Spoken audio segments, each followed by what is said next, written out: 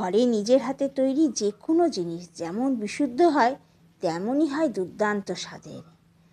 আজ করি কাল করি করে অনেকটা সরবেশ জমিয়েছিল ফ্রিজে। আজকে সকাল সকাল এদেরকে নিয়ে বসেছি। বড় কড়াইটাও নিয়েছি। সরটা প্রায় 2 মাস এদের বয়স হয়ে গেছে। সব সরগুলোকে একসঙ্গে কড়াইতে করে নিয়ে এবার গ্যাসটা অন করলাম। 2-3 মিনিটের মধ্যেই সরটা সুন্দর গলতে শুরু করলো। দেখে সেই পাহাড়ের মাথায় বরফ গলা মনে হচ্ছিল। এবার একটা খুন্তি দিয়ে ধীরে ধীরে নাড়তে থাকবো। অনেকে নানা রকমভাবে ঘি করেন। এই ঘি করা কিন্তু যার যার নিজের নিজের পদ্ধতি।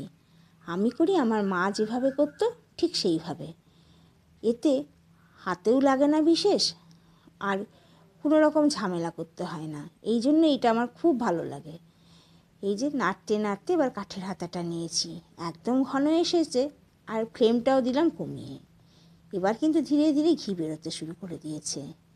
একটু ফ্লেমটা বাড়িয়ে দিয়েছি। মিনিট 5-এর মধ্যে সমস্ত ঘিটা বেরিয়ে এলো।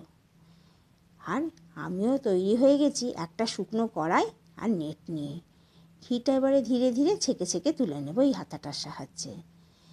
অনেকটা সর, ঘিও অনেকটা, কাজটা একটু ধীরে ধীরে করতে হচ্ছে। ওই জন্য গ্যাসের ফ্লেমটাকে একটু কমিয়ে দিলাম।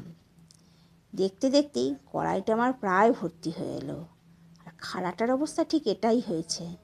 খাড়াটা আমরা আর খাই না, অনেকে কিন্তু এটা খান, তারা কিন্তু এইভাবে পোড়ান না। আর আমি বেশ পুড়িয়ে বার করে নিয়েছি। বিশেষ করে এখন বর্ষাকাল, ওই জন্য ঘিটাকে একটু কড়াই জাল দিলাম। ঢালার সময় দেখুন একটু পড়েও গেল। তাতেও প্রায় কৌটোটা ভর্তি। এটা কিন্তু 1 লিটারের কৌটো। আর এই যে কড়াইয়ের মধ্যে একটু থাকলো, এটা কিছু একটা করে নেব। আর এই খাড়াটা, এর কিন্তু অনেক বন্ধু আছে। এই দেখুন, এই বন্ধু প্রথমেই একদম মাথা না তুলেই পুরো জিনিসটা খেয়ে নিল। দেখতে দেখতে তার পাশে আর একটি খুদে বন্ধু এসে জুটে গেল। কিন্তু এ তো একদম চেটে পুটে খাচ্ছে।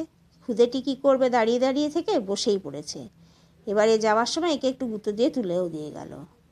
এবার এই খুদে এসে বাকিটা চাটছে। চলুন আমিও ঘরে যাই, এর তো কিছু ব্যবস্থা করতে হবে।